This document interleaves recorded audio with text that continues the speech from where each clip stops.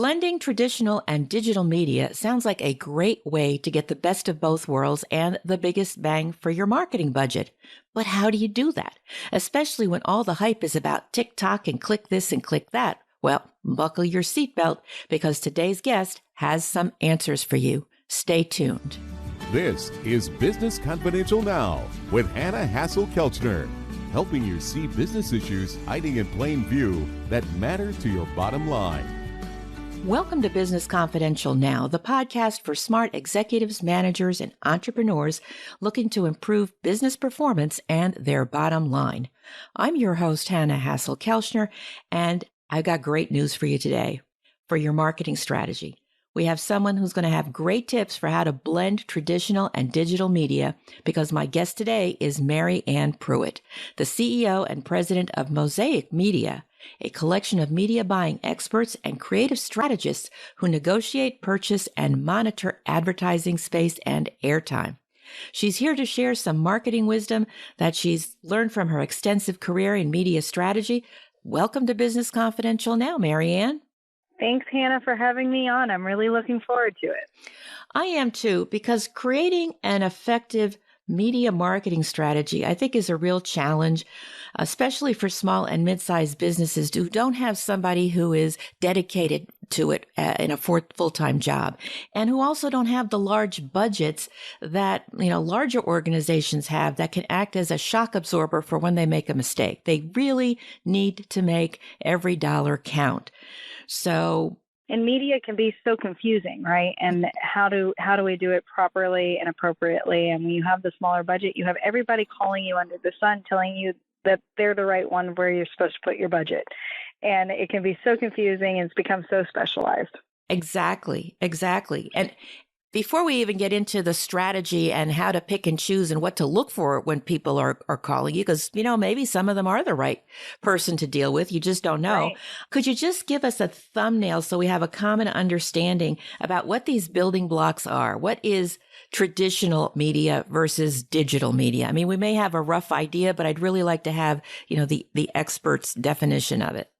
Well, and in today's world, there's a lot of people trying to blend them.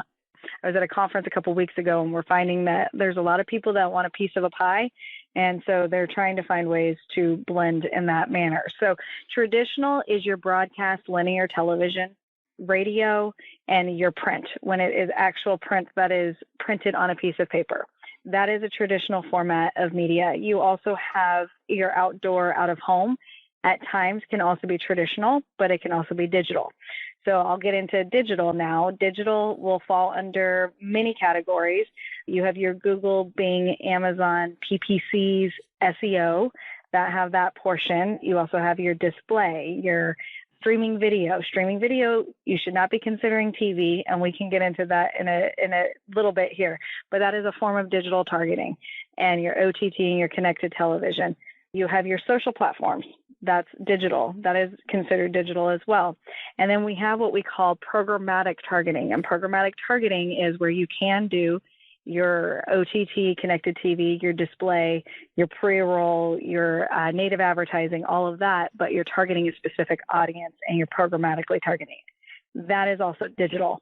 This is why small businesses and executives get very confused and very frustrated very easily because there's a lot of categories split up in very many areas. Yeah, and you can't do it all, at least not a small business. I mean, what is the advantage of blending traditional and digital? Let's start there. So we always want to look at an audience-first approach.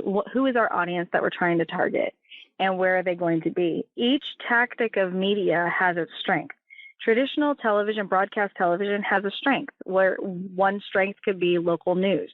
But that doesn't mean I need to buy all local news spots, high frequency, constantly putting money into that, unless I am targeting a specific demographic. But what I want to look at overall, and where I need to be looking, media needs to be focused, and where I'm putting any paid is where is my audience and where am I reaching them. So when we're looking at blending them, each tactic plays a role and has its strength. But we need to be, okay, who's my audience and what's my goal with that audience first? And then I can dive into how am I going to use these multiple tactics together and blend them together. All right. Well, the audience for sure. But for a small business, an entrepreneur, a startup, we're not talking about necessarily a franchise business that may have the benefits of the mothership, so to speak, and the Right. advertising dollars that come to that. But let's say, a small coffee shop on the corner or a small restaurant, maybe they have more than one location, but they're not going to have too many beyond a certain geographic area. A hair salon, maybe 2 locations, 3, that's already probably stretching some people. What types of things should they be looking at? Is there a common thread as far as the small organization where they might get the biggest bang per dollar when their market is relatively local? What we used to look at was social media for those types of tactics. But now with social media, we can't target the same level that we used to be able to. Facebook has made some changes to platforms where we actually can't target on the same level. And that being said, Facebook still has a strength, and you probably still, for geographic purposes or top of funnel purposes on a budget friendly option, that's an okay place to be, but don't think of it as a targeting tool. But if I am the local restaurant that has a couple of locations, I'm in a geographical area, I maybe find and see the patterns of where my audience and who my customers are. I have a very specific customer base. Maybe it's families. So let's say it's families with kids under the age of 15. Then I can start looking at programmatic options with even just a couple $1,000s, not a lot of money, even sometimes less than $1,000, that I can look and see what options there are. And what programmatic targeting is, when I started in media, we looked at demographics where we would look and say, oh, my target audience is an adult 18 to 54 years old. Well, that's not going to be the way we work in media today. We have to look at it and say, okay, my target audience is a woman that is 40 years old, that has 2 children under this age, that she has expendable income. I can target her income levels. I can even target her job title. I can target who she is. So when I'm looking at small businesses, I want to make sure that you're spending your money where you need to actually be spending your money. And that's the key piece there. So if you're looking at programmatic targeting, you're looking at an individual you're actually looking at the data sets of the audience in which you're trying to target. You're not going broad shotgun brand approach. You're targeting your buys to that level. So you're using tactics that may have been consumed in a traditional way in the past, but now they're consumed digitally, meaning connected TV, streaming, out of home. These are things, but now I can actually digitally target them and digitally bid them. That sounds like a lot.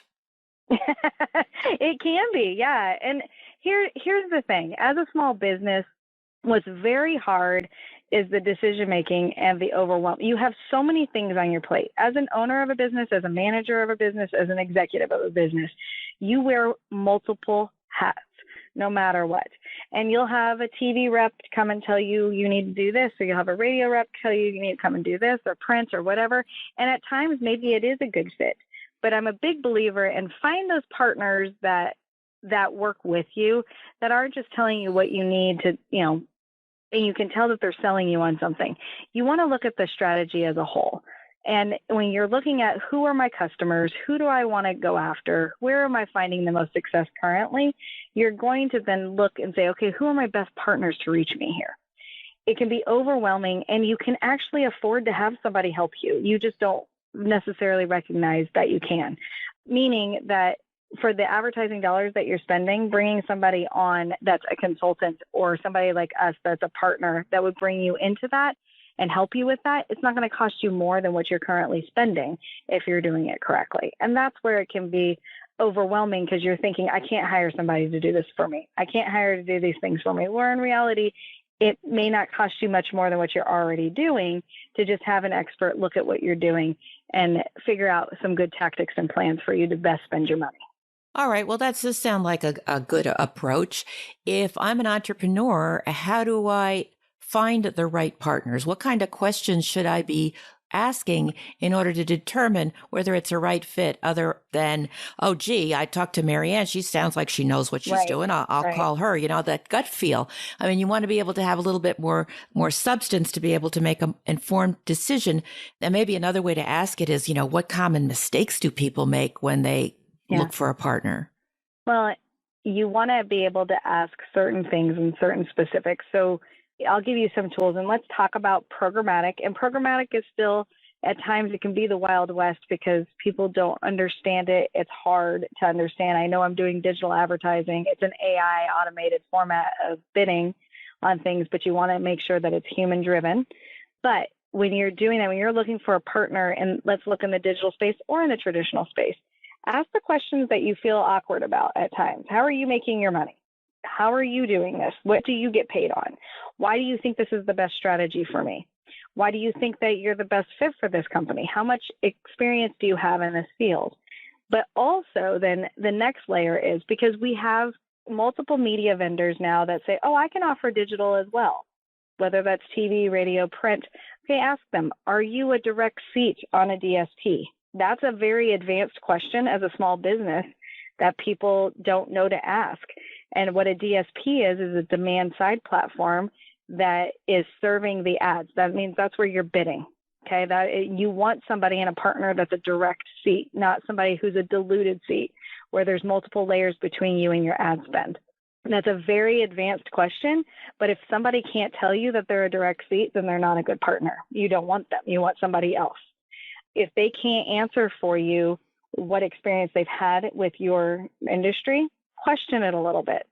If they ask them what their PPC experience is, what are their search word experiences are, how are they doing search words, ask them if they understand top funnel, bottom funnel. You as the business owner may not understand top funnel, bottom funnel, but they need to understand that, and they need to explain it to you. What does that mean? So these are all things that as a small business that none of us frankly went to school to learn, and we've all had to learn and adapt over time. And because marketing has evolved significantly in the 25 years that I've been in it, media has just beyond evolved past that. It can be so overwhelming and confusing. So you want to have these questions that you ask when somebody is cold calling you. Ask them an awkward question. It's okay to ask it. Those are your dollars being spent. Well said. Because you're right, it is your dollars. And I love the advanced question because then they're going to think you know more than them unless they can really answer it. That is precious. Exactly. That is great. Yeah. Well, I think one thing that may be challenging because people don't always know how things work behind the curtain. And, you've pulled it back a little bit. It's one thing to figure out how to spend and where to spend.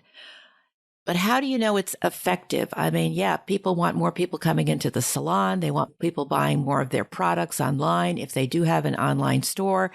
But what's the best way to measure it? Because the first advertisement isn't necessarily going to, bring somebody to the bottom of the funnel. It's going to make them open their wallet and share their credit card information. Right. So there's multiple approaches. That's a big, big question. It seems like a small question, but it's a very big question. And what we have to look at, okay, what are the goals of our campaign when I'm spending something? When you're a larger brand, we work from the smallest of the small to the largest of the large. And when you're a larger brand, sometimes you just want brand recognition. Sometimes you just want name recognition, and that's okay. And that's a top funnel approach. But when you're a small guy, every dollar, you don't always want just the brand recognition. You need the brand recognition for the bottom of the funnel to happen. But you want the bottom of the funnel to ultimately be your goal, right? So how do I attribute this back to a sale?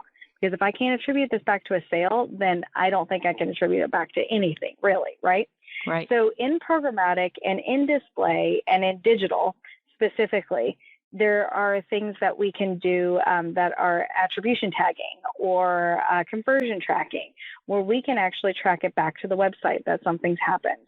If somebody has clicked on that ad, that it went to the website and how long they were on the website, and we can look at it in that sense. It's funny to me now, but we're back to QR coding when it comes to television ads or OTT and streaming. If you're a restaurant, it's a matter of, check out our new menu and put a QR code even on the ad. But people are doing it more and more, and we see consumers utilizing that. So that's an option. But you are looking, and then in programmatic as well, we also look at what is the multi-device attribution as well. So if I'm in a house, you have to think multi-device structure. If I'm in a home, that it's very rare that a home has only one device where they're watching media and consuming advertising on or consuming any type of entertainment. So whether it be my television that I'm watching connected TV on and OTT, while I'm watching TV, maybe I'm on my phone surfing social media, or maybe I'm looking at something completely different on my phone and I'm searching up something. Then we want to make sure we have cross-device channeling as well. And we're utilizing those tools to be able to, in that household, in that IP target, that I'm able to tag it back. So how can I then attribute that ad if that ad has been seen by me and then attributed? And I do want to give one specific example for restaurants. Please. So in programmatic there, and actually this is anybody who has a location. I guess this could work for salons, this could work for coffee shops. In digital and in programmatic, we have what's called blueprinting. We can see if somebody actually, if we add blueprinting to it, we can see if somebody has looked at your ad, clicked on your ad, and then we mark your location. When they then walk into your location, we can attribute that sale back to that ad. We know that that ad worked because we were able to tag that ad with their devices and with their device, and then they walked into your location. So blueprinting is a very specific tactic to use if you have a physical location. And it's a great tactic for small businesses because you can also blueprint your competition. You can also blueprint, various things if they walk into your competition location and then you serve them your ads later. So there's lots of opportunities and things in today's media space and digital space, but that's one example I like to give back for attribution. Well, that is an amazing example, I got to tell you. And the first thing that's flashing in my mind is privacy. Privacy. Yeah. Oh, my gosh. Yeah. Well, and that's why we've seen the changes that we have in social media. That's why social media is not a targeting tool anymore. But a lot of times what's happening, we're starting to operate into a cookieless world, but people are either operating in their devices of letting they're opting in of whether or not they have the privacy. And people are knowledgeable. The younger the demographic and the target audience that you're going after, the more open they are with their data. They're like, whatever, it's fine. And we do see that evolution taking place. Very interesting. That's really fascinating. When people are coming up with their strategies, and if they don't have a partner that can, hold their hand and guide them through some of these things that you've discussed, and you've covered a lot, and I really appreciate your doing that. What are some mistakes people make when they do it on their own? It can be very expensive. So I'll start with Google. A lot of people will try to do their Google search words and their PPC by themselves and on their own, and they'll watch a YouTube video on how to do it. And I find so many business owners that when they do that, they come to us and they're like, I've just wasted so much time, and now I haven't made these follow-up phone calls, or I haven't done these other things that I need to do, or I haven't done the kitchen operation change that I need to do, or this week's scheduling, or any of those things, because I wasted 8 hours trying to figure out what keywords to put in. So it's okay to ask for help and ask experts for it. It probably will not cost you as much as you think it will. So that's the number one mistake that I see, is that business owners think, oh, it's just going to cost me so much more money to have somebody and have a professional help me. That's not necessarily true. It's okay to reach out and find ways and see if that's something that you can do, but you will find that the dollar amount that is put on you as the owner and the value that you have of your time, that actually you can afford it more than you realize. But Google AdWords and PPC, that's a big one that people try to do on their own, and they just get frustrated. Social media can be the exact same thing. With the restrictions and various things on privacy with social, it can become very difficult to do, meaning that you just get frustrated. You don't want to do it anymore. You're like, I don't even know if it's working. I don't know if I'm doing them right. And you get irritated. Another big mistake that we find is when somebody builds a relationship with somebody that is selling them something, and they are great at selling you something, but it's not necessarily the right thing for you to do, or you're doing it just because they told you to, or you don't really have a plan. So I would say number one is you think you don't have the money to have a professional help you, when most likely it's not going to cost you as much as you think. But number two is you don't have that plan to follow. And that's where, again, having somebody help you, or at least you outline, what goals do I have with that? If you go down a path, you will waste more money going down a shotgun approach, or an approach of, this person seemed nice and I'm going to buy this, or I'm going to try this on my own, or I'm going to try this and try this. And that's where you run into a problem. So if you don't have a plan. And then the third big thing that I see as a mistake is you don't do it long enough. You'll do your PPC for a week or two and go, that didn't bring me anything. You'll do radio for 2 weeks. That didn't do anything for me. You do print for a couple more weeks. That didn't do anything for me. As opposed to following that plan that we talked about, you then that can outline and say, okay, as I'm going through this plan, this is an investment that I'm putting into my company. What can I look back over a 90 to 120 day period to see what lessons I learned from that, as opposed to doing it for 2 weeks at a time, a month at a time, and then changing course. You really need a solid 90 to 120 days of data to make sure that you're doing it correctly, to even see what things are working and what things aren't.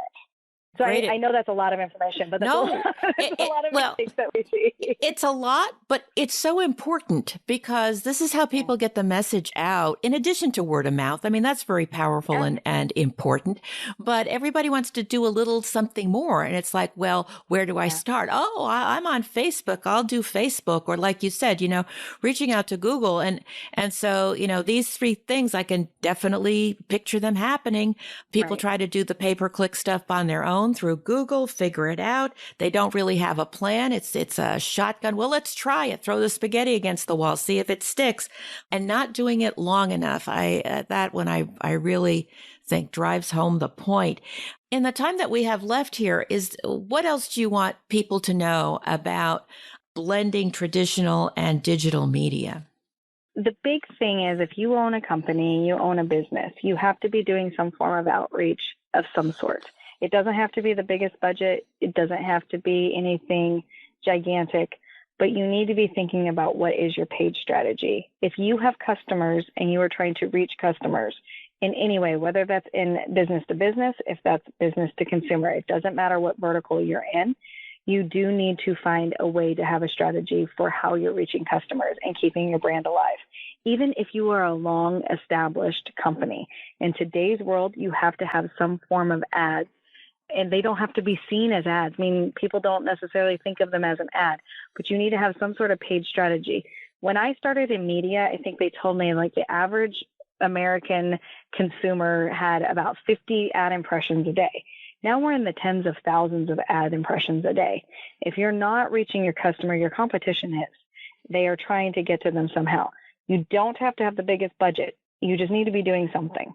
And it's okay to reach out to a professional to help you. So when you're blending them, if you've ever done any kind of paid media in the past, start looking at digital. If you've ever done anything traditional, start looking at digital. If you've ever done anything digital, look at some tactics of what you can do traditional. It's funny because a lot of times we think, oh, traditional, that's dead. There's no way it's going to work. But there's some tactics, things like ads on a pizza box. That's a traditional platform. That's not a digital platform. That's a traditional way of getting something to somebody. Mail, that's a traditional platform. It's not a digital platform. But can I use a digital tactic to then track that mail? I sure can. So it's how do we work these together? Start thinking through what you're currently spending your money on and recognize most likely that there's an area for you to be talking to your customers in a different way. Outstanding. This has really been great, Marianne. I appreciate your time and the way you're helping people figure out how to blend traditional and digital media to make the most of their marketing strategy and truly let it be effective. If you're listening and you'd like to know more about Marianne and her work at Mosaic Media, that information as well as a transcript of this interview can be found in the show notes at businessconfidentialradio.com. I know that you'll really want to look at that transcript because it's going to have all those questions that she rattled off about, how to go finding a partner, what you need to ask. And especially if you're walking or driving as you're listening to this, there's no way that you're going to be able to write these down or remember them all. And they're really important. Thank you so much for listening. Please be sure to tell your friends about the show and leave a positive review. We'll be back in 2 weeks with another episode of Business Confidential Now. So until then, have a great day and an even better tomorrow.